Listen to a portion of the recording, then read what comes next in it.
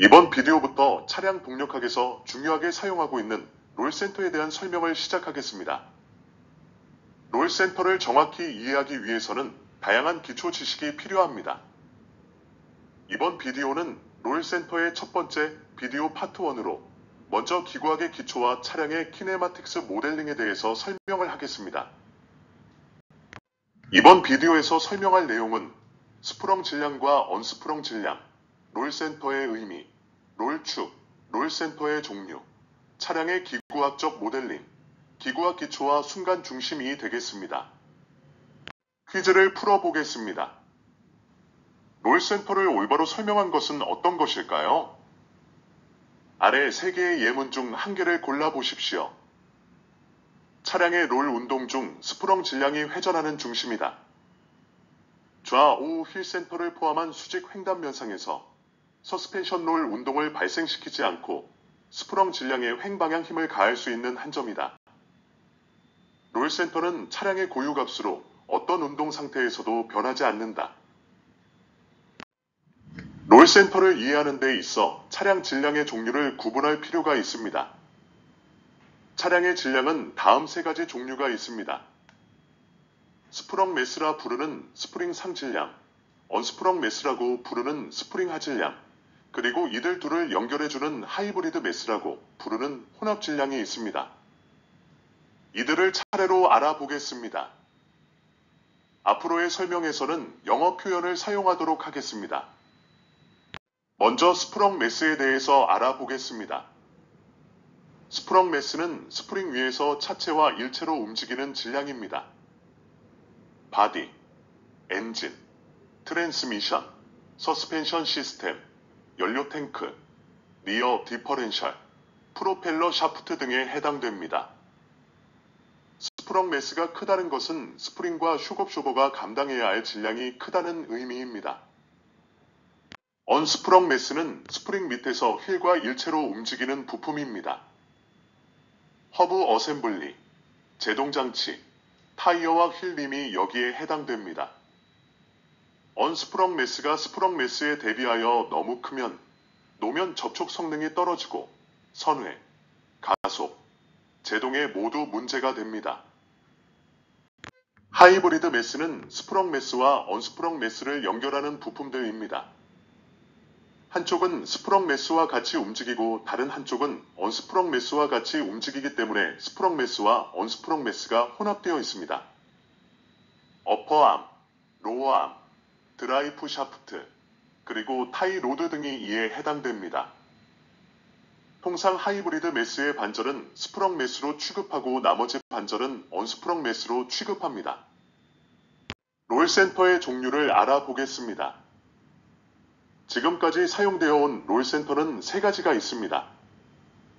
이들은 각각 키네마틱 롤센터, 지오메트릭 롤센터, 폴스 롤센터입니다. 현재까지도 롤센터는 사용하는 사람에 따라서 정의가 다르고 잘못 알고 사용하는 경우가 많이 있습니다. 횡 가속도가 상대적으로 작을 때는 이들 3개의 롤센터는 서로 일치합니다. 따라서 이번 비디오에서는 횡가속도가 상대적으로 작아서 서스펜션 지오메트리가 변하지 않는다고 취급할 수 있는 경우에 대한 롤센터를 구하는 방법을 먼저 설명하고 나머지 횡가속도가 큰 경우에 대해서는 다음 비디오에서 설명을 하겠습니다. 롤센터의 정의와 의미를 알아보겠습니다. SAE 인터내셔널의 롤센터 정의는 롤센터는 서스펜션의 롤을 생성하지 않고 스프렁 매스의 측면 힘을 가할 수 있는 좌우 휠 중심을 통과하는 횡수직 평면의 한 점이다 라고 표현하고 있습니다.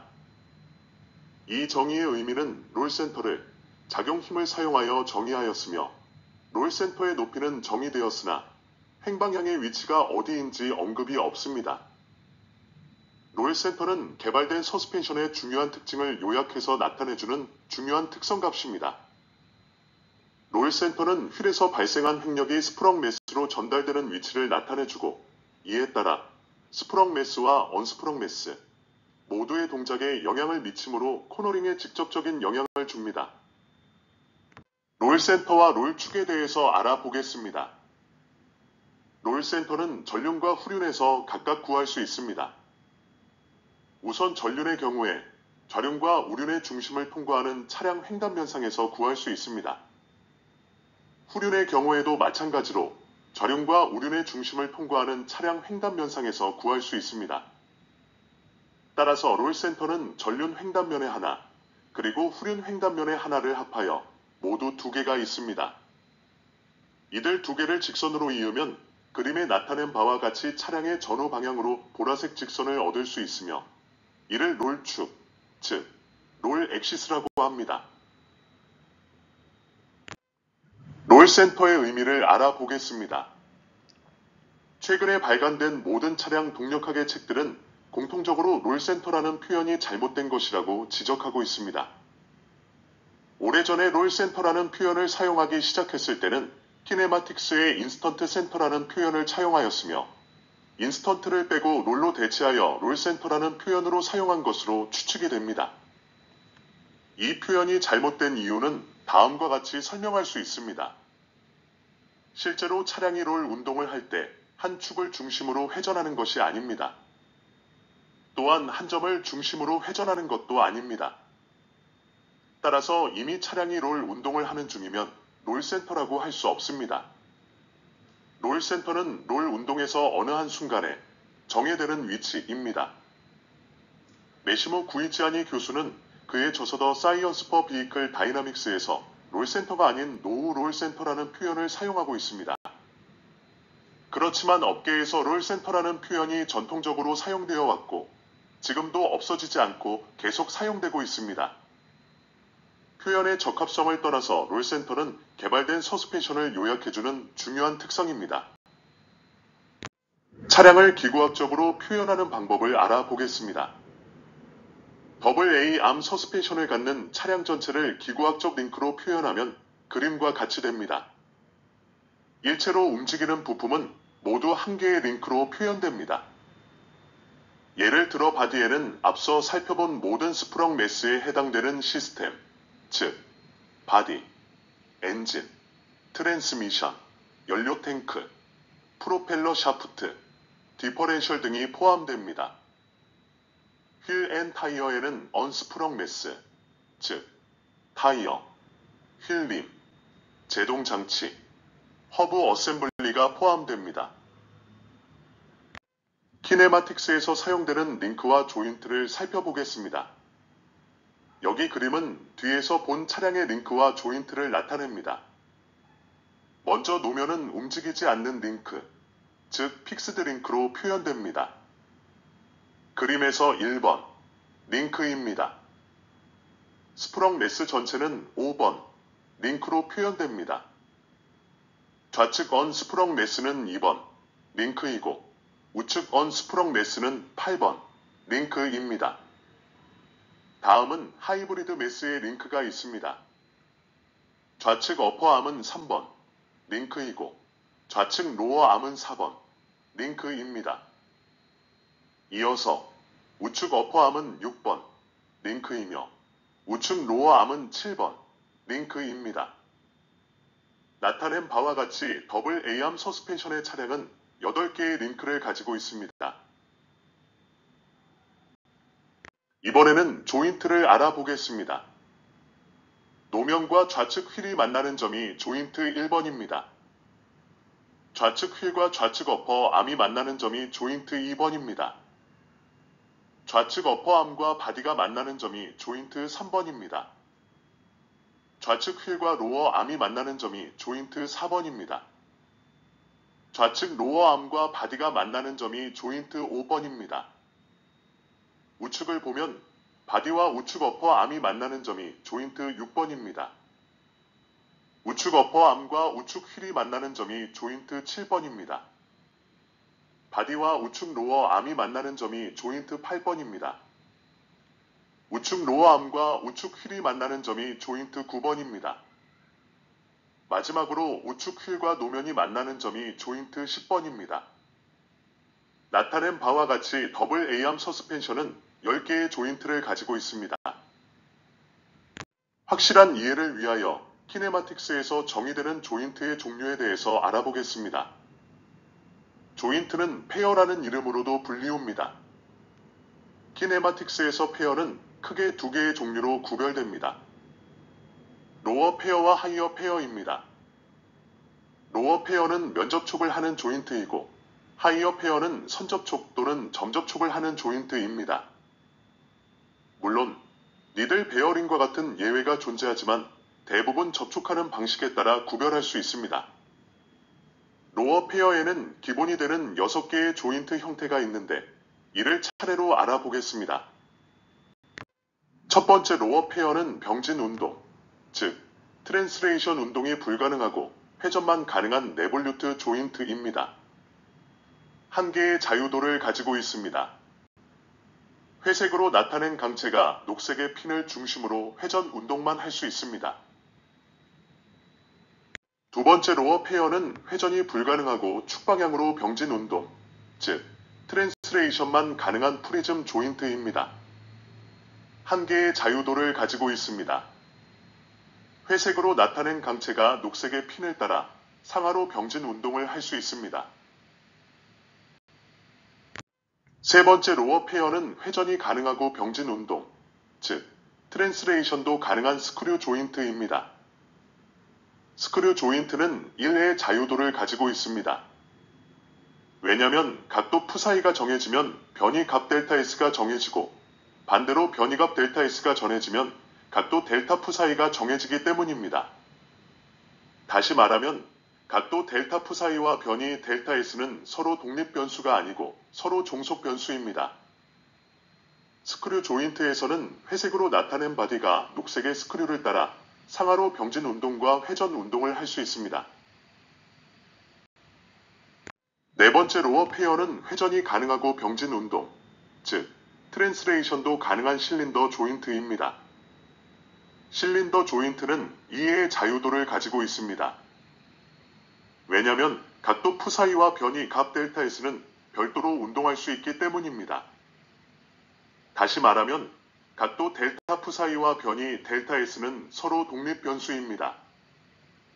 실린더 조인트에서는 회색으로 나타낸 강체가 녹색의 핀을 따라 서로 영향을 미치지 않고 상하로 병진 운동과 실린더 축에 대한 회전 운동을 별개로 할 수 있습니다. 다섯 번째 로어 페어는 3개의 축에서 회전이 가능한 스피어 조인트입니다. 스피어 조인트는 3개의 자유도를 가지고 있습니다. 왜냐면 각도 푸사이와 각도 파이, 그리고 각도 세타가 각각 독립적으로 운동할 수 있기 때문입니다. 다시 말하면 각도 푸사이와 각도 파이, 그리고 각도 세타는 서로 독립 변수입니다. 스피어 조인트에서는 회색으로 나타낸 강체가 음영으로 나타낸 구를 중심으로 X, Y, 그리고 Z축에 대하여 서로 영향을 미치지 않고 별개의 회전 운동을 할 수 있습니다. 여섯 번째 로어 페어는 한 개의 축에서 회전이 가능하고 한 면에서 모든 방향으로 병진 운동이 가능한 플랫 플레인 조인트입니다. 플랫 플레인 조인트는 3개의 자유도를 가지고 있습니다. 왜냐면 각도 푸사이와 변이 X, 그리고 변이 Y가 각각 독립적으로 운동할 수 있기 때문입니다. 다시 말하면 각도 델타 푸사이와 변이 델타 X, 그리고 변이 델타 Y는 서로 독립 변수입니다.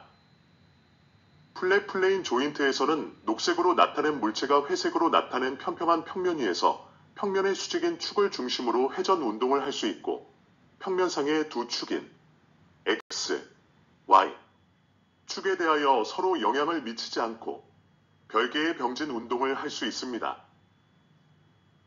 여기 표는 앞서 살펴본 6개의 로어 페어에 대한 요약을 보여줍니다. 네볼루트 페어는 캐피탈 R로 나타냅니다.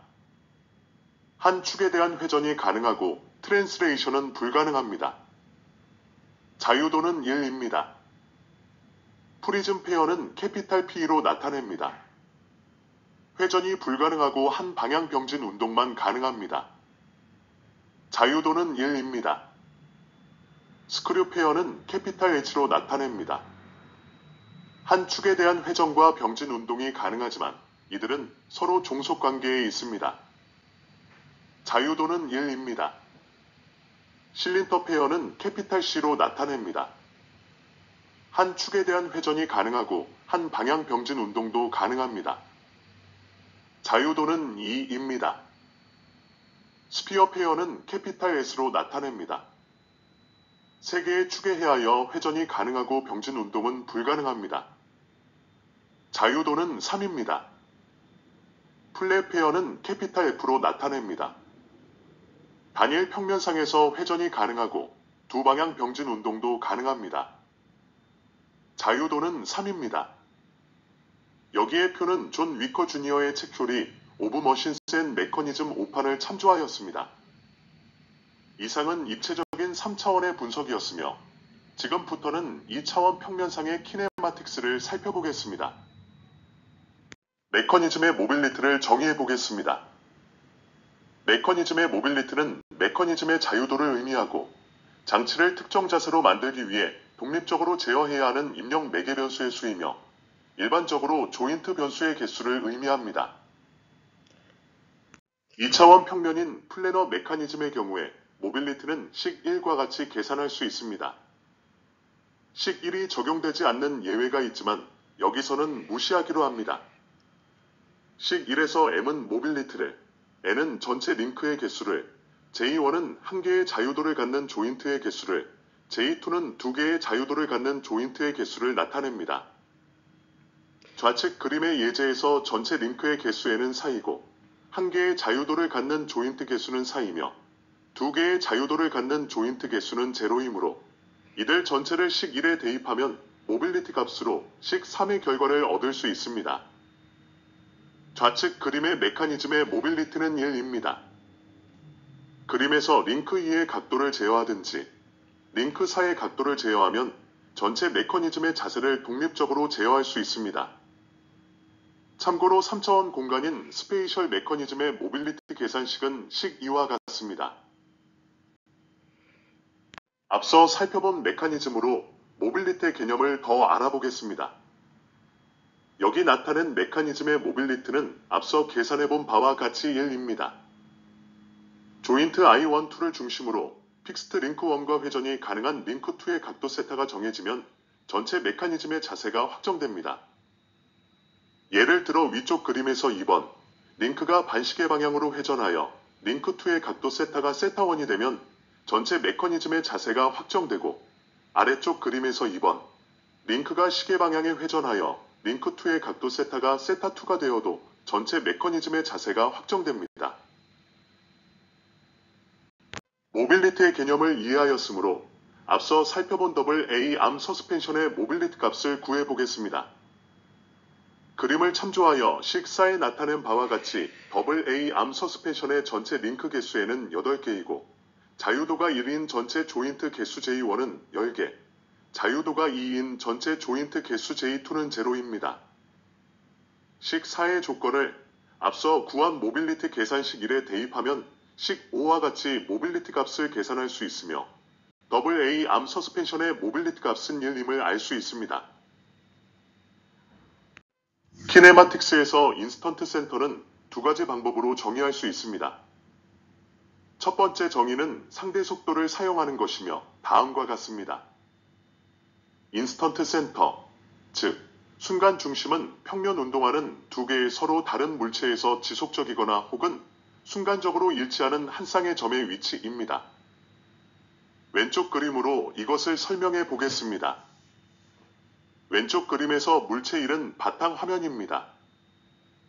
물체 2는 회색 음영으로 표시되어 있습니다. 두 개의 물체는 각각 평면상에서 회전과 병진이 혼합된 운동을 하고 있습니다. 관찰자는 물체 1에서 물체 2를 모니터하고 있습니다. 두 물체가 이와 같이 운동을 하는 어느 한 순간에 왼쪽 물체 2의 어느 한 지점 A의 순간 속도의 크기가 VA의 크기를 갖고 있고 물체 2의 다른 한 지점 B의 순간 속도의 크기가 VB의 크기를 가지고 있다고 해보겠습니다. 순간 속도는 반경과 직각이기 때문에 A와 B에서 각각 속도 VA와 VB의 직각인 선을 그리면 평면상의 어느 한 점 C에서 만나게 됩니다. C의 점은 물체 A와 B 모두에 대하여 순간 회전 중심이 됩니다. 물체 1에 있는 관찰자는 물체 2의 C점이 순간적으로 움직이지 않는 것으로 보입니다. 따라서 우리는 시점을 물체 A와 물체 B에 대한 속도의 순간 중심이라고 말할 수 있습니다. 시간이 지나면서 점 C의 위치가 바뀌면 한 쌍의 점의 위치는 순간적으로 일치하는 것이고, 시간이 지나도 C점의 위치가 변하지 않으면 지속적으로 일치합니다. 인스턴트 센터의 두 번째 정의는 절대 속도를 사용하는 것이며 다음과 같습니다. 인스턴트 센터는 평면 운동을 하는 두 개의 서로 다른 물체에서 위치가 같고 크기와 방향이 똑같은 선형 속도를 갖는 한 쌍의 점의 위치입니다. 왼쪽 그림으로 이것을 설명해 보겠습니다. 왼쪽 그림에서 두 개의 물체는 각각 평면상에서 회전과 병진이 혼합된 운동을 하고 있습니다. 한편 관찰자는 앞서의 정의 1의 경우와 달리 물체 1에 있지 않고 관성 기준 프레임에서 두 물체의 절대 속도를 관찰하고 있습니다. 어느 한순간에 그림에 나타낸 바와 같이 물체 1의 점 A와 B에서 속도에 수직하게 그은 선이 서로 만나는 점과 물체 2의 점 D와 E에서 속도와 수직하게 그은 선이 서로 만나는 점이 C점으로 서로 일치하는 한 쌍의 점이 있습니다. 관찰자가 보기에 어느 한순간에 물체 1과 물체 2에 서로 일치하는 어느 한 점인 점 C가 평면상에서 똑같은 위치에서 일치하고 똑같은 속도로 움직이는 것으로 보이는데, 이때의 C점이 물체 A와 B 모두에 대하여 순간 회전 중심이 됩니다. 따라서 우리는 C점을 물체 A와 물체 B에 대한 순간 중심이라고 말할 수 있습니다. 물체에 존재하는 임의의 두 점의 속도를 알고 있으면 인스턴트 센터를 찾을 수 있습니다. 왼쪽 그림에서와 같이 A점의 속도의 방향의 수직으로 직선을 긋고 B점의 속도의 방향의 수직으로 수직선을 그으면 평면상의 한 점, C에서 만나게 되는데, 이 점이 순간 중심입니다. 이때 A점에 대한 순간 회전 반경과 B점의 순간 회전 반경은 같을 수도 있고 다를 수도 있습니다. 두 점의 속도가 같은 방향이고 크기가 서로 다른 경우에는 속도 벡터의 끝을 서로 있는 직선을 그려보면 인스턴트 센터 위치 C를 구할 수 있습니다. 물체가 강체인 경우에는 강체에 존재하는 모든 점들에 대해서 점 C는 순간 중심이 됩니다. 서로 다른 두 점에서 속도의 크기와 방향이 모두 같으면 물체는 회전이 없이 병진 운동만 하는 경우입니다. 이 경우에 물체의 순간 중심 C는 무한대만큼 멀리 떨어져 있습니다. 차량 급제동 시에 퍼펙트 슬라이딩이 발생하는 경우가 이에 해당합니다. 인스턴트 센터는 두 가지 종류가 있습니다. 시각적으로 바로 찾을 수 있는 프라이머리 인스턴트 센터와 시각적으로 찾을 수 없고 분석적인 방법을 이용해야 찾을 수 있는 세컨더리 인스턴트 센터가 있습니다. 먼저 프라이머리 인스턴트 센터를 알아보겠습니다. 프라이머리 인스턴트 센터는 시각적으로 바로 찾을 수 있습니다. 서로 연결되는 링크의 조인트들이 모두 프라이머리 인스턴트 센터입니다. 좌측 그림의 메커니즘에 프라이머리 인스턴트 센터는 4개입니다. I12, I23, I34, I14가 이에 해당합니다. 빨간색으로 나타낸 I23와 I34는 움직이는 인스턴트 센터이기 때문에 무빙 센터라고 부르고, I12와 I14는 움직일 수 없는 인스턴트 센터이기 때문에 픽스트 센터라고 부릅니다. 두 번째 종류의 프라이머리 인스턴트 센터를 알아보겠습니다. 슬립이 없이 지면 위를 굴러가는 휠의 경우에 프라이머리 인스턴트 센터는 노면과의 접점입니다. 차량의 타이어와 휠을 포함된 메커니즘에서 인스턴트 센터를 구하는 경우에는 휠 중심에서 노면 접점 사이에 상대 운동이 없다고 가정합니다. 세 번째 종류의 프라이머리 인스턴트 센터는 휠이 굴러가지 않고 제동장치의 힘으로 고정된 상태에서 퍼펙트 슬립이 발생하여 노면 위를 슬라이딩하는 경우입니다. 이 경우의 인스턴트 센터는 앞에서 살펴본 바와 같이 무한대로 멀어집니다.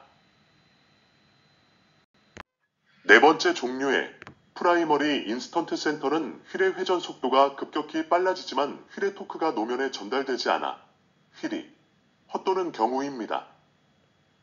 엔진 토크가 과다하게 작용되면 차량이 가속되지 않고 휠이 헛도는 현상이 발생하며 마찰이 적은 노면에서 엔진 토크가 크게 작용할 때 발생합니다. 이때는 타이어의 퍼펙트 슬립이 발생하여 노면 위를 스핀하게 됩니다. 이 경우에 인스턴트 센터는 휠의 중심이 됩니다. 세컨더리 인스턴트 센터에 대해서 알아보겠습니다. 세컨더리 인스턴트 센터의 위치는 메커니즘에서 바로 보이지 않습니다. 세컨더리 인스턴트 센터를 찾기 위해서는 아로놀드 케니디 정리를 이용해야 합니다. 메커니즘이 주어졌을 때 인스턴트 센터가 몇 개가 있고 아로놀드 케니디 정리를 이용해서 어떻게 찾을 수 있는지를 알아보겠습니다. 아로놀드 케니디 정리는 다음과 같이 표현할 수 있습니다. 운동하는 세 개의 물체가 공유하는 세 개의 순간 중심은 서로에 대해 연결되어 있든 없든 모두 같은 직선에 있다는 것입니다. 아로놀드 케니디 정리의 증명은 수식을 사용하지 않고 간단하게 할 수 있습니다. 세 개의 순간 중심이 같은 직선에 없는 경우는 존재하지 않는다는 논리를 사용하여 증명할 수 있습니다. 아로놀드 케네디 정리를 증명해 보겠습니다. 그림에서 나타낸 바와 같이 세 개의 물체가 있습니다. 설명의 편의상 물체 1은 고정되어 있다고 가정합니다. I1, 2는 물체 1의 점을 중심으로 물체 2가 순간적으로 회전하는 인스턴트 센터이고 I1, 3는 물체 3가 물체 1의 점을 중심으로 순간적으로 회전하는 인스턴트 센터입니다. 세 개의 물체는 반드시 연결되어 있을 필요는 없습니다. 이 상태에서 인스턴트 센터 I2, 3를 찾아보겠습니다. 먼저 그림과 같이 점 P를 인스턴트 센터라고 가정해 보겠습니다. 물체 2가 할 수 있는 운동은 물체 1과의 인스턴트 센터 I1, 2를 중심으로 회전하는 것이고 이때의 순간 회전 반경은 R2입니다. 마찬가지로 물체 3가 할 수 있는 운동은 물체 1과의 인스턴트 센터 I1, 3를 중심으로 회전하는 것이고 순간 회전 반경은 R3입니다. 한편 속도의 방향은 반경의 직각이므로 그림에 나타낸 바와 같이 물체 2와 물체 3의 속도 VP는 서로 방향이 다르게 됩니다. 인스턴트 센터의 정의로부터 인스턴트 센터의 속도의 크기와 방향은 같아야 하므로 P점은 인스턴트 센터가 아닙니다. 따라서 속도의 방향이 R2와 R3의 직각이고 속도의 크기가 같기 위해서는 I2, 3가 I1, 2와 I1, 3를 잇는 직선상에 있어야 합니다. 직선상에 없으면 살펴본 바와 같이 속도의 방향이 서로 맞지 않고 인스턴트 센터의 정의에 어긋나므로 인스턴트 센터가 아닙니다. 그림의 I2, 3는 I1, 2와 I1, 3를 잇는 직선상에 있습니다. 물체 2에서 I2, 3의 속도와 물체 3에서 I2, 3의 속도는 크기와 방향이 동일합니다. 따라서 그림의 경우에 인스턴트 센터는 I2, 3 한 점밖에 없습니다. 여기까지 논의를 통하여 아로놀드 케니디 정리가 증명되었습니다. 전체 인스턴트 센터의 수를 계산하는 식을 알아보겠습니다. 인스턴트 센터의 수는 서로 다른 두 개의 링크 사이에 존재하므로 조합에 관한 식 6을 사용하여 계산할 수 있습니다. 그림의 메커니즘에서 총 링크의 수에는 4이므로 식 6의 n에 4를 대입하여 풀면 식 7의 결과를 얻을 수 있으며 전체 인스턴트 센터의 개수는 6입니다. 케네디 서클을 사용하면 인스턴트 센터의 개수를 확인하고 인스턴트 센터의 위치를 찾는 데 큰 도움이 됩니다. 케네디 서클을 그리는 방법을 알아보겠습니다. 먼저 오른쪽 그림과 같이 서클을 그리고 대략의 등 간격으로 링크의 개수만큼 점을 표시합니다.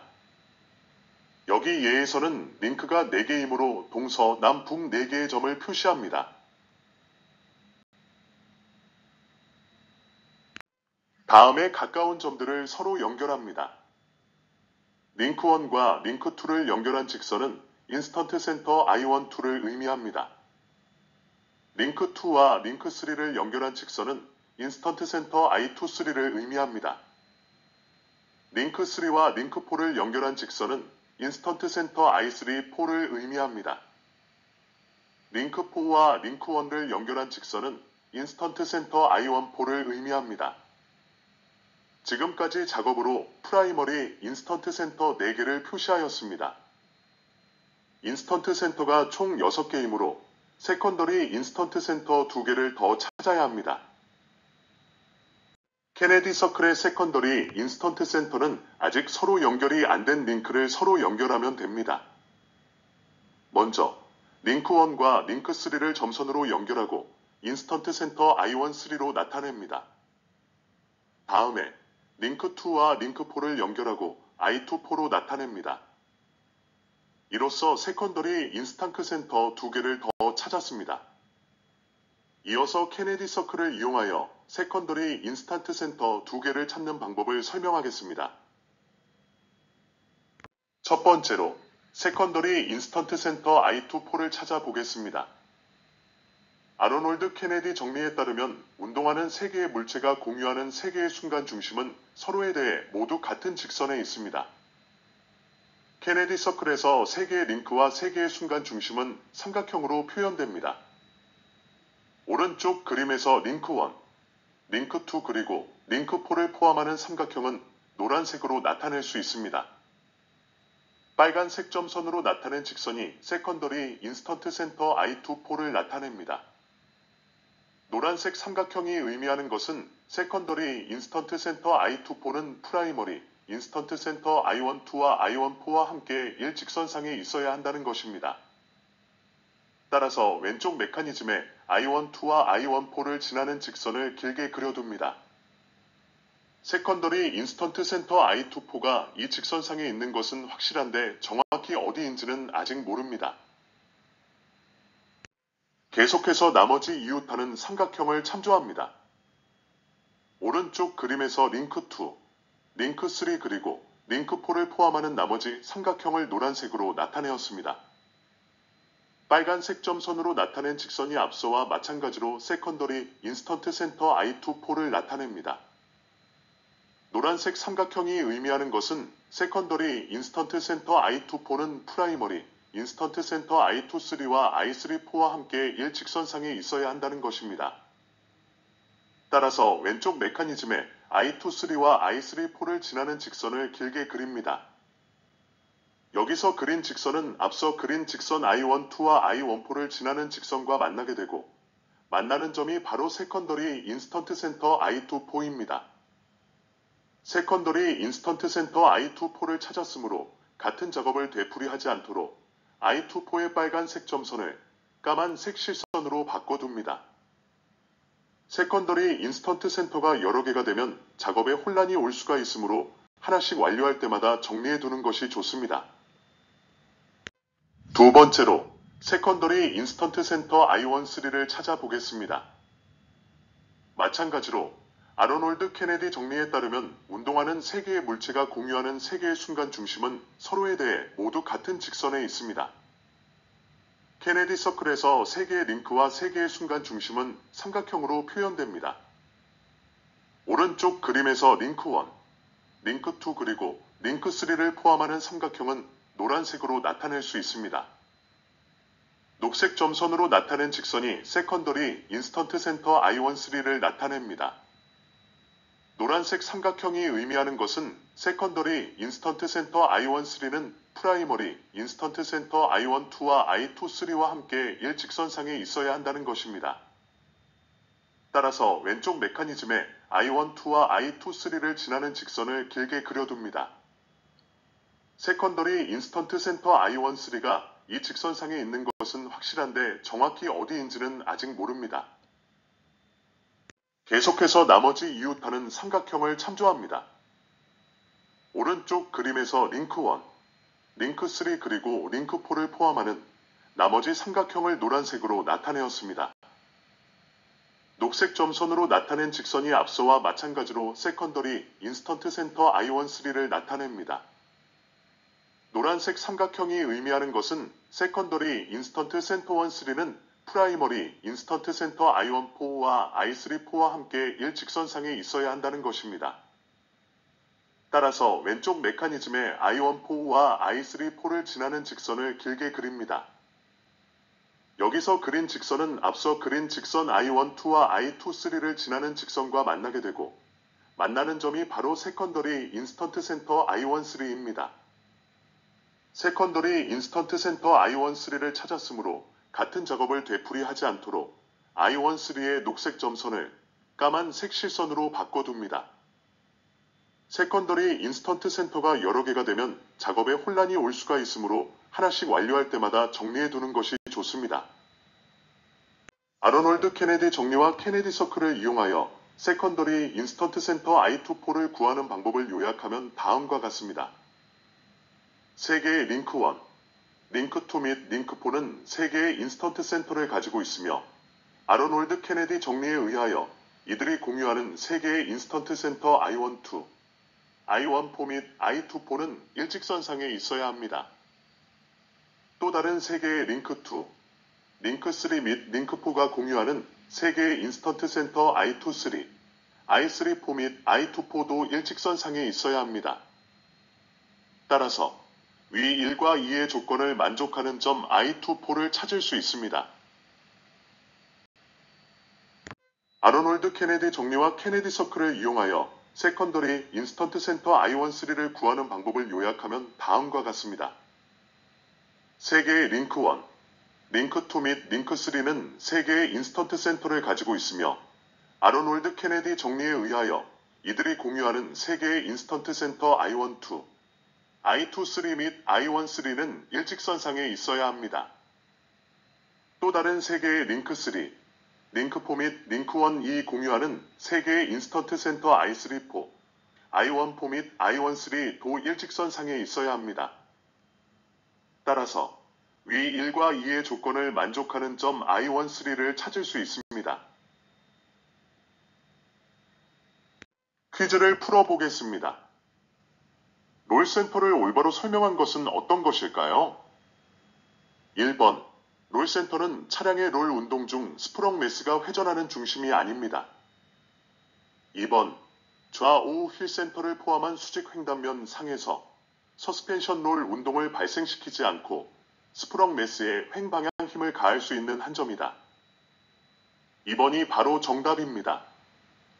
3번, 롤센터는 차량의 고유갑이 아니고 롤 운동 중 계속해서 변하는 갑입니다. 내용을 요약해 보겠습니다. 차량의 매스는 다음 3가지 종류가 있습니다. 스프렁 매스라 부르는 스프링 상 매스, 언스프렁 매스라고 부르는 스프링 하 매스, 그리고 이들 둘을 연결해주는 하이브리드 매스라고 부르는 혼합 매스가 있습니다. 롤센터의 의미를 살펴보면 실제로 차량이 롤 운동을 할 때 한 축을 중심으로 회전하는 것이 아닙니다. 롤센터는 롤 운동에서 어느 한순간에 정의되는 위치입니다. 표현의 적합성을 떠나서 롤센터는 개발된 서스펜션을 요약해주는 중요한 특성입니다. 롤센터를 찾는 데 필요한 기구학을 살펴보았습니다. 2개의 종류의 조인트 종류인 로어 페어와 하이어 페어를 알아보았습니다. 로어 페어는 링크 간의 면접촉을 하고 하이어 페어는 선 접촉 또는 점 접촉을 합니다. 로어 페어에는 기본이 되는 6개의 조인트 형태가 있습니다.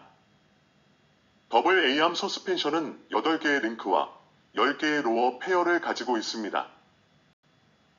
인스턴트 센터는 2가지 방법으로 정의할 수 있습니다. 첫 번째로 평면 운동화는 2개의 서로 다른 물체에서 지속적이거나 혹은 순간적으로 일치하는 한 쌍의 점의 위치라고 정의할 수 있고, 두 번째로 평면 운동화는 2개의 서로 다른 물체에서 크기와 방향이 똑같은 선형 속도를 갖는 한 쌍의 점의 위치라고 정의할 수 있습니다. 인스턴트 센터의 2가지 종류 중 프라이머리 인스턴트 센터는 시각적으로 바로 찾을 수 있으며 서로 연결되는 링크의 조인트가 이에 해당됩니다. 세컨더리 인스턴트 센터는 시각적으로 찾을 수 없고 분석적인 방법을 이용해서 찾아야 합니다. 세컨더리 인스턴트 센터를 찾는 방법으로 아로놀드 케니디 정리를 이용합니다. 아로놀드 케니디 정리는 운동하는 3개의 물체가 공유하는 3개의 순간 중심은 서로에 대해 연결되어 있든 아니든 모두 같은 직선에 있다는 것입니다. 케네디 서클을 이용하면 인스턴트 센터의 개수를 확인하고 인스턴트 센터의 위치를 찾는 데 큰 도움이 됩니다. 지난 비디오를 시청하시면 다양한 분야의 자동차 지식을 알아보실 수가 있고 앞으로 출시될 비디오를 더욱 깊이 있게 이해하실 수 있습니다. 지난 비디오 H0067에서는 최소 좌승법에 의한 커브 피팅 세 번째 파트로서 테일러 시리즈를 이용하여 비선형 함수를 선형화하고 최소 좌승법을 적용한 후에 반복 계산으로 커브 피팅을 하는 방법을 설명하였으며 지수 함수와 풀이의 함수의 예제로 응용 방법을 설명한 바가 있습니다. 최근 비디오 H0068에서는 최소 좌승법에 의한 커브 피팅 네 번째 파트로서 최소 좌승법의 웨이트 함수를 사용하여 데이터의 중요도를 부여함으로써 보다 정확한 커브 피팅을 하는 방법을 설명하였습니다. 다음 비디오는 차량의 서스펜션 타입별 롤 센터에 대해서 설명할 예정입니다. 엄지척을 눌러주시고 무료 구독을 하시면 새롭게 출시되는 비디오를 가장 빨리 보실 수가 있습니다. 여러분 다음에 다시 만나요. 안녕히 계세요.